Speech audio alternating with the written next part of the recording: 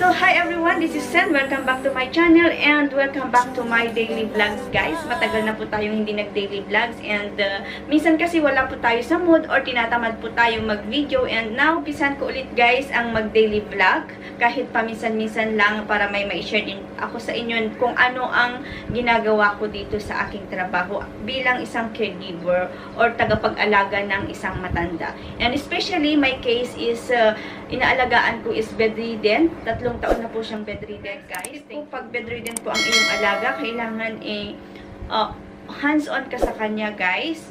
And kailangan yung kanyang pagkain. Yung pagkain po ang ating itatackle ngayon dahil yung pagkain is magluluto po ako mamaya. Yung pagkain niya is lulutuin ko mamaya. So yun po yung aking i-share. Ang pinaka-importante guys, yung kanyang kinakain is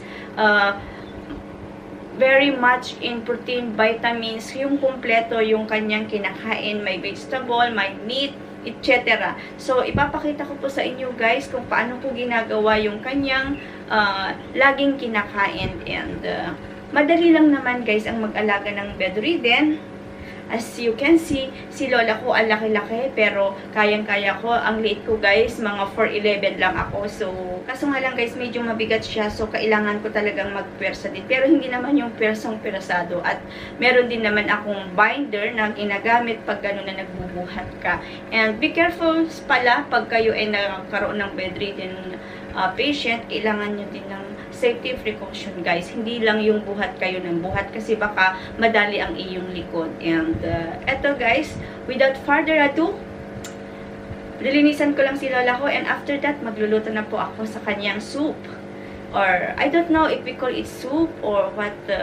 Basta solid na po yung kanyang kinakain and papakita ko po sa inyo guys, napaka-healthy po ang kanyang pagkain. Mas healthy pa sa kinakain ko dahil full of vegetable, may meat, and meron pa akong ibang nilalagay na lahat po ng klase ng vegetable na nakikita ko, nilalagay ko po doon sa kanyang pagkain. And without a further ado, paulit-ulit tayo, maglilinis na po. A few moments later.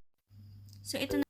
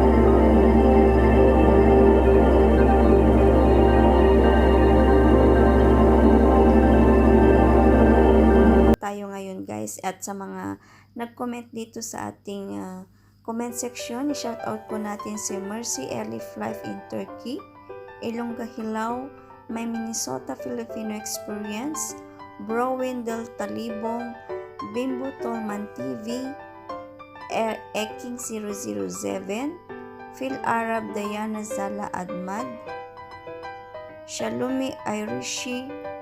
Yan guys.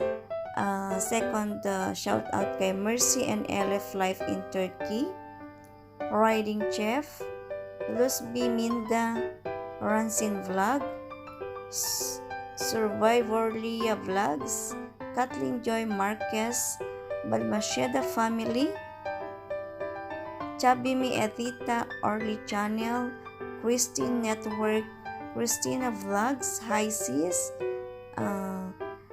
Raider Micro, si Maribeth Bolsilio, si Chen Kuting, ang ating ka-friendship, si Chen Kuting, si Virgil Vergara, The Jowerer, ang hirap bigkasin, Ethan Vlog Free, Jean Sinji, President Vlogs, Glide Jan, Camila Ofrenio, Brian Corpus, Jayron Tagyum Channel, Esther McQuire, Mamitas MMM, Leslie Adventure, Mix TV Vlog, Dolge Vlog, Monster Mitch, Bangos and Mash, Alna Jurlani 805, Jonalyn TV, Nover Binyag and Miko Ong, Eden Vidal and Ana Santos Have. And meron pa akong susunod na shoutout guys.